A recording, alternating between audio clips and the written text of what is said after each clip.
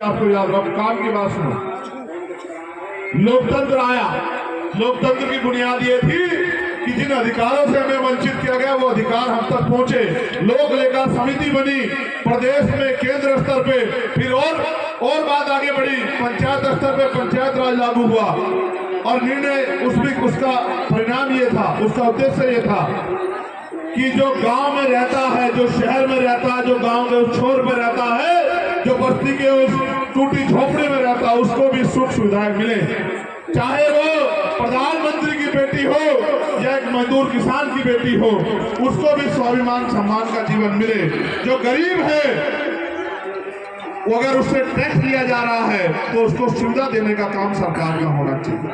हम इस देश के लोकतंत्र को समझ नहीं पाए। हमारे महापुरुष कह के गए, बाबा साहब अम्बेडकर ने भी कहा कि राजनीतिक सत्ता वो चाबी है जो आपकी सारी परेशानियों का हल कर सकती है। Political power is the master की। और उन्होंने ये भी कहा कि राजनीति में हिस्सेदारी नहीं करोगे तो उसका सबसे बड़ा दंड ये होगा कि अयोग्य लोग आपके ऊपर शासन करेंगे।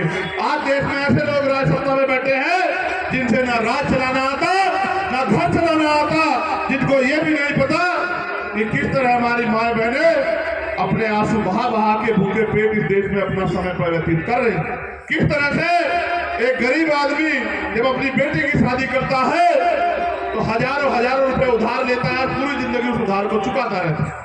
जब कोई आदमी अपने बच्चे को पढ़ाने का प्रयास करता है, अच्छी शिक्षा दिलाने का प्रयास करता है, तो उसको अपनी जमीन गिरवी रखनी पड़ती है, जमीन बेचनी पड़ती है या लोन लेना पड़ता है, और पूरी जिंदगी वो लोन नहीं उतार पाता क्योंकि बेटे को रोजगार नहीं मिलता। आज ठंड का माहौल है, पानी पिला दो भाई।